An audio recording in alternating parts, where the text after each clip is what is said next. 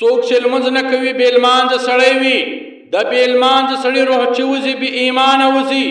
کم سړی چې لمونځ نه کوي دا به د ذلت په حالات کې مري په عزت کې به نه مري او د زکندن په وخت کې به ملائکې ورته راسي په مخ به وهي او ورته وایي تا لمونځ ولې نه کوئ بې لمانځه سړی چې کله مري دا به وږی مري په داسې حالات کې به مري چې دی به وږی وي او بې لمانځه سړی چې کله مري دا به تږی مري دا به داسې تږی وي چې د ټولو دنیا سمندرو اوبه وچې شي د ده تنده به نه په ماتېږي بې لمانځه سړي باندې قبر را تنګېږي د بې لمانځه سړي قبر به تنګ وي او بې لمانځه سړی به په قبر کې په سکروټو پروت وي او بې لمانځه سړی چې کله د قیامت په ورځ راسي الله جل جلاله به ملائکو ته ووایي د ده لاسونه او پښې ور وتړي او په جهنم کې وغورځوي رسول الله صلی الله علیه وسلم فرمایي لیس بین العبد و بین الکفر الا ترک الصلاة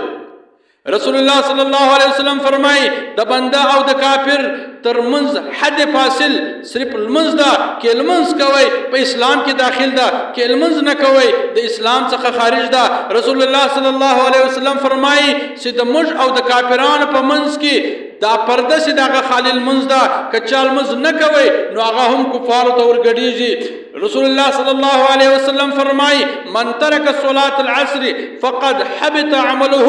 څوک چې د مازدیګر لمونځ قضا کړي نو دغه شخص هلاک کړي خپل نیک عمل ټول تباه کوي هلاک یې کوي